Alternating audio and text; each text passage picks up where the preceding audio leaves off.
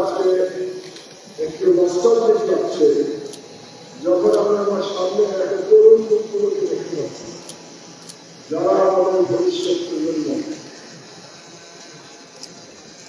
আমি একজন প্রাচীন মানুষ, আজ থেকে প্রায় 50 বছর আগে আমি তোমাদের জায়গায় ছিলাম। আমি যখন আমার হোস্টেল শেরবাংলা হল, এটা ছাড়ছিলাম পলাশার থেকে, যেটা আমার বাড়ি ছিল 4 বছরের জন্য, এবং একটা মধ্যবিত্ত পরিবারের ছেলের কাছে যে সামান্য জিনিসপত্র থাকে সেগুলো নিয়ে আমি হল ছাড়ছিলাম। আমি নার্ভাস ছিলাম, আমি আনন্দিত ছিলাম, আমি উত্তেজিত ছিলাম। বছরটা হচ্ছে 1977, তারিখ ভুলে গিয়েছি, এত আগে। খুব তাড়াতাড়ি আমার জীবন শুরু হয়ে গেল অ্যাসিস্ট্যান্ট ইঞ্জিনিয়ার হিসেবে ঘোড়াশাল সরকারখানা। যখন আমি ঘোড়াশাল সরকারখানা এই বিরাট বিরাট মেশিনের সামনে দাঁড়ালাম এবং ভয়ার্থ চিত্তে মনে করলাম যে আমার পরীক্ষা আসলে শেষ হয় নাই, আমার পরীক্ষা আজ থেকে শুরু। আমার তখন মনে পড়ল যে আমার হেরাতের ডিপার্টমেন্ট খুব নাম করে অধ্যাপক বাংলাদেশে, যিনি পরে ভিসি হয়েছিলেন, ডক্টর ইকবাল মাহমুদ। ডক্টর ইকবাল মাহমুদ আমাদেরকে বলেছিলেন যে দেখো, আমরা প্রফেসররা তোমাদেরকে শুধু বইগুলো চিনিয়ে দিই যে যখন কোনো ইঞ্জিনিয়ারিং প্রবলেম আসবে তখন কোন বইগুলো তোমাদেরকে সাহায্য করবে, কিন্তু এই ইঞ্জিনিয়ারিং সলিউশন বের করার দায়িত্ব আমরা শুধু রাস্তাটা দেখিয়ে দিই। তো ওই দিনটা আমার জন্য একটা খুব গুরুত্বপূর্ণ দিন ছিল, শেখার দিন। আমি বুঝতে পারছিলাম যে আমাকে ভবিষ্যতে কি করতে হবে। আসলে গ্র্যাজুয়েশনটা কি? গ্র্যাজুয়েশনটা একটা আনন্দ, ভয়, নস্টালজিক, ছেড়ে যাওয়ার ঘটনা, যেখানে আমরা এতদিন করলাম, এত বন্ধু বান্ধব, তাদেরকে ছেড়ে যাওয়ার জন্য মনটা খারাপ হয়ে যায়। এবং আমাদেরকে বা তোমাদেরকে যে ডিগ্রিটা দেওয়া কিছুক্ষণ পরে, যে ডিগ্রির মালিক তোমরা হবে, এটা কি জিনিস? এটা একটা অস্ত্র, এটা একটা টুল। এই টুলটা দিয়ে তুমি তোমার জীবন এবং রাষ্ট্র নির্মাণ, সমাজ নির্মাণ, আগামী অন্তত 50 বছর আল্লাহ যদি হায়াত দেন, আমাদের যেমন 48 বছর হয়ে গেছে, এরকম একটা দিন পার করেছে আজকে 48 বছর এখনো কাজ করে যাচ্ছে। তোমাদেরও তেমনি জীবনে আগামী 50 বছর এই টুলটাকে তোমরা ব্যবহার করবে তোমাদের নিজের জীবনের জন্য রাষ্ট্র। এমন ক্যারিয়ার তোমাদেরকে বাঁচতে হবে যে ক্যারিয়ারে তুমি পছন্দ করো এবং প্যাশনটা খুব গুরুত্বপূর্ণ। যদি তোমার কাজের মধ্যে প্যাশন না থাকে তাহলে খুব তাড়াতাড়ি তুমি বোর হয়ে বিরক্ত করবে এবং তখন সেই কাজে উন্নতি করা ডিফিকাল্ট হয়ে যায়। এবং চাকরি পরিবর্তন করতে ভয় পাবে, অনেকে আনসার্টেনিটিকে ভয় পায়। চাকরি পরিবর্তন করতে ভয় পাওয়ার কোনো কারণ নেই, যদি সেই চাকরিটা ইফ ইউ হ্যাভ ইন্টারেস্ট, যদি ভালো লাগে। এবং তবে একটা কথা বলি, যে প্রফেশনই তোমরা বেছে নাও না কেন, সেই প্রফেশন অবশ্যই 100% ইন্ডিভিজুয়াল লয়ালটি লাগবে। শুধু ইন্ডিভিজুয়াল, প্রফেশনের প্রতি লয়ালটি, এটা খুব গুরুত্বপূর্ণ। আমার এই যে লম্বা জীবন পার হয়ে গেছে, সেখানে আমি অনেকগুলো প্রফেশন চেঞ্জ করেছি। আমি ইঞ্জিনিয়ারিং দিয়ে শুরু করেছি, তারপরে আইবিএ দেখেছি, কর্পোরেট জীবনে গেছি, সরকারে গেছি, লেখালেখিতে গেছি, তারপর সাংবাদিকতায় গেছি, তারপর আবার এই বয়সে আবার লেখাপড়ায় ফিরে গেছি, এই এই প্রবীণ বয়সে। কিন্তু সব জায়গাতেই আমরা লয়াল থাকার চেষ্টা করেছি এবং আমার কখনো মনে হয়নি যে আমি দুঃখ করি, আমি ডিসিশনের জন্য রিগ্রেট করি, এটা আমার কখনো মনে হয় না। স্টিভ জব নাম শুনেছি, স্টিভ জব বলেছিলেন ডোন্ট সেটেল, সেটেল করতে মানা করেছিলেন before you find your perfect job. তা আমিও একই কথা বলি, ডোন্ট সেটেল, যে পারফেক্ট জব না পাওয়া পর্যন্ত you should struggle and try a new job.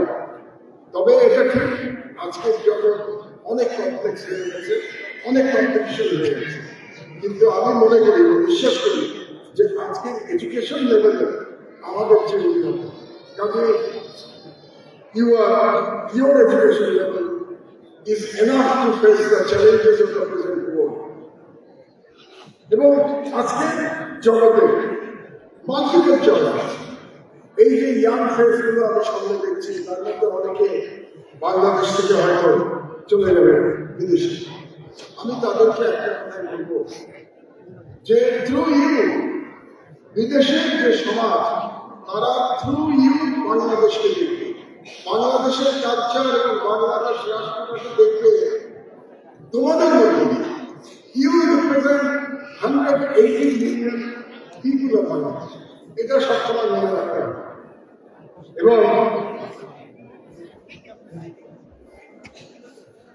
এবং আরেকটি কথা বলে নিই যে নলেজ, একটু আগে আমরা আগে বক্তারা বলেছেন, নলেজ, পারসিভিয়ারেন্স এবং hard work, this is very important. সব দেশের ইম্পর্টেন্ট, এলিয়েন ওয়ার্ল্ডে এটা আরো বেশি। আর যারা বাংলাদেশের থেকে যাবে, they have no reason to display. আমার কথা বলুন, আমরা যখন ইঞ্জিনিয়ার হলাম, কেমিক্যাল ইঞ্জিনিয়ারিং 1977, আমার ব্যাচে বেশিরভাগ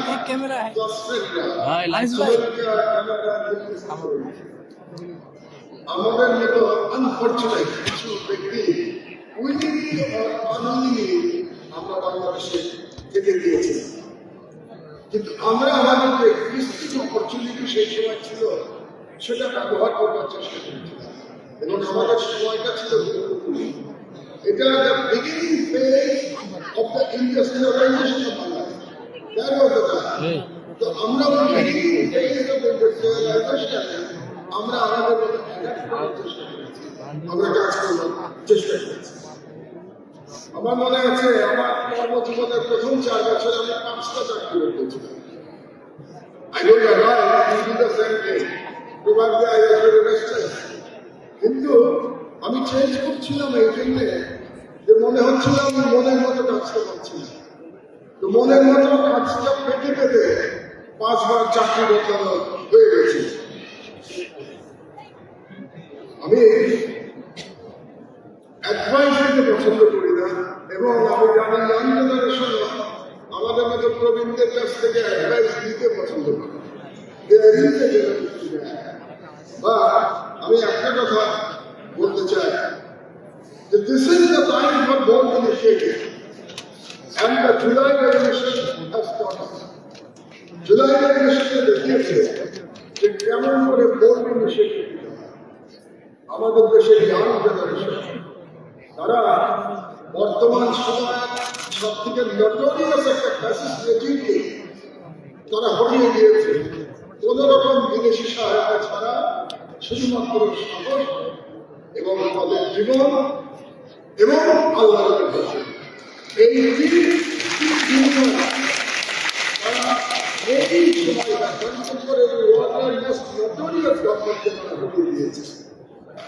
এবং আমি বলবো I will proudly say you are doing it. So you can make a change. আবারও বলি যে be honest with your conscience and maintain integrity in whatever profession you wish to pursue. তোমাদের জীবন চমৎকার জীবন with all mystery and uncertainty will unfold এখন এবং একটা কথা আমার বলে রাখি যে জীবনে কিন্তু ডিসঅ্যাপয়েন্টমেন্ট আসবে বাট ডিসঅ্যাপয়েন্টমেন্টের অর্থ এই না যে জীবন সেখানে ডিসঅ্যাপয়েন্টমেন্টকে অতিক্রম করতে হবে কারণ you don't know your capability until you try. So you have to know, you have to try to know your capability. President Barack Obama এরকম একটা কনভেনশন স্পিচে স্ট্র্যাটেজির উপরে খুব জোর দিয়েছিলেন তিনি বলেছিলেন যে কারেক্ট স্ট্র্যাটেজি অ্যান্ড প্যাশন যে কথাটা একটু আগে বললাম তিনি বলেছিলেন যে combination of correct strategy and passion is required for success in professional life কিন্তু আমি বলতে চাই সবসময় স্ট্র্যাটেজি কাজ করে কারণ জীবনে এমন অনেক সময় আসবে যেখানে তোমরা দেখবে যে ওই পরিস্থিতির সাথে মোকাবেলা করার জন্য যে এক্সপিরিয়েন্স আর নলেজ দরকার ওটা নাই ভেরি আনসার্টেন একেবারে নতুন একটা পরিস্থিতি সেই পরিস্থিতিতে স্ট্র্যাটেজি ঠিক করা করতে কারণ হচ্ছে স্ট্র্যাটেজি ঠিক করতে হলে মানে আমার ইনফরমেশন দরকার উইদাউট ইনফরমেশন তাহলে সেই অবস্থায় কি করবো আমরা যখন আমার কাছে ইনফরমেশন নাই একটা আননোন সিচুয়েশন আনসার্টেন সিচুয়েশন এসে পড়েছে I would say listen to your instinct and listen to you. এই সব সময় স্ট্র্যাটেজি চেয়ে হৃদয় বসে কাজ করে ইনস্টিংক্ট বেশি কাজ করে যে কোনটা ঠিক আমার জীবনের এই লম্বা জার্নিতে আমি বহুবার আমার ইনস্টিংক্টকে ব্যবহার করেছি একটা এক্সাম্পল দিই 2013 সালে যখন মনে হয়েছে the whole country was sort of mesmerized by the orchestrated propaganda in favor of bomb lynching in Shahbaz. Shahbazের bomb lynching এর মনে হয়েছে পুরো দেশ একত্রিত হয়েছে পুরো মিডিয়া bomb lynching এর ক্ষেত্রে আওয়াজ করছে সেই সময় আমার কাছে দুটো অপশন ছিল একটা অপশন সারা দেশ যেরকম আওয়াজ দিচ্ছে ওই ব্যান্ডওয়াগনের সামনে দিয়ে যাবে I could have done it. আমি সামনে হয়ে যেতে পারতাম আমার মিডিয়া নিয়ে আমিও অন্য মিডিয়ার মতো মব লিঞ্চিংয়ের সমর্থনে নেমে করতে পারতাম but I listen to my heart আমি চিন্তা করেছি this is unfair this is wrong so against the tide I stood alone against the tide and declared যে শাহবাগে ফ্যাসিবাদের পদক্ষেপ এবং শাহবাগে যে ফ্যাসিবাদের পদক্ষেপ 2013 সালে আমি বলেছিলাম সেটা প্রমাণিত হয়েছে 2024 সালে জুলাই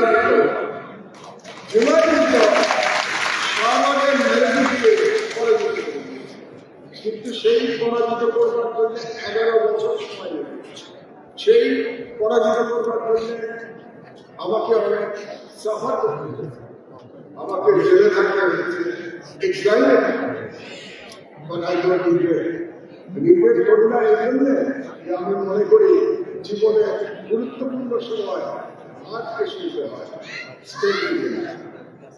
আমি আমার বক্তব্য আর বেশি দীর্ঘায়িত করার যদিও আজকে চেয়ারম্যান সাহেব চিফ গেস্ট বলেছেন যে আমার সময়টাকে ব্যবহার করার জন্য তারপরেও আমার পরে আমার বক্তব্য আছেন বিশেষ করে আমি দ্রুত বক্তৃতা শোনার জন্য খুব উৎসাহ সহকারে অপেক্ষা করছি I am eagerly waiting to hear the convocation speech from Dr. Leres এবং valedictorian speech শোনার জন্য অপেক্ষা করছি কারণ valedictorian speech will be given by somebody selected from you, from the younger generation. এবং আমি সবসময় তরুণ প্রজন্মের কাছ থেকে জানতে চাই শিখতে চাই এবং আমি মনে করি আমাদের জন্ম থেকে মৃত্যু পর্যন্ত মানুষকে শিখে যেতে হয়। কেন শিখতে হয়? ওই লার্নিং দিয়ে we always try to be a better person. We always try to be a better human being. এবং better human being হতে হলে we must learn every single day. And therefore, we must learn from the younger generation. I congratulate you, the young children. আমি যেটা চাই যে এই generation তারা এমন একটা কাজ করবে যাতে এই পৃথিবীটা আরো আলোকিত হয়ে যায়। মহান আল্লাহ তাআলা তার ব্লেসিং, তার মার্সি দিয়েছে এই বিশ্ব তৈরি করবার মাধ্যমে। এবং এই বিশ্বকে তিনি তৈরি করেছে এবং মার্সি দিচ্ছে টু অল লিভিং সোল। প্রত্যেকটা জীবন্ত প্রাণীকে তিনি মার্সি দিয়েছেন। আশরাফুল মাখলুকাত, সৃষ্টির শ্রেষ্ঠ জীব হিসেবে আমাদের কর্তব্য মহান আল্লাহ তাআলা সেই মার্সি রিটার্ন করে। তো সেই মার্সি কিভাবে রিটার্ন করে? সেই মার্সি আমরা রিটার্ন দেব আমাদের কাজের মাধ্যমে, যাতে আমরা এই পৃথিবীকে আরো মানবিক, আরো কম্প্যাশনেট আমরা যদি করে তুলতে পারি, তাহলে আমরা মনে করবো মহান আল্লাহ তাআলা যে আমাদেরকে যে দয়া করেছে তার কিছুটা হলেও আমরা প্রতিদান দিতে পেরেছি।